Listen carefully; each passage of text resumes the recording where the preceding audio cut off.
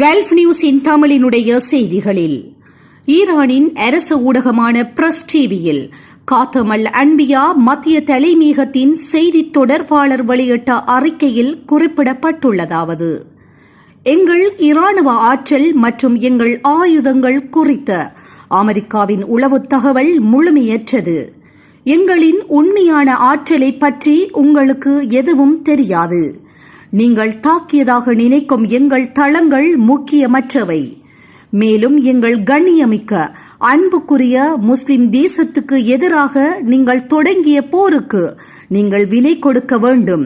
நீங்கள் நிரந்தர அவமானத்தையும் வருத்தத்தையும் சரணடைதலையும் சந்திக்கும் வரை இந்த போர் தொடரும்.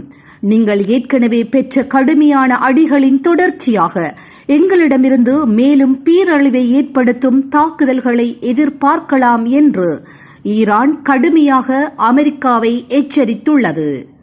இதுபோன்ற செய்திகளை உடனுக்குடன் துல்லியமாக நீங்கள் அறிந்து கொள்ள கல்ஃப் நியூஸின் தமிழினை சப்ஸ்கிரைப் செய்வதனூடாக அறிந்து கொள்ள முடியும்.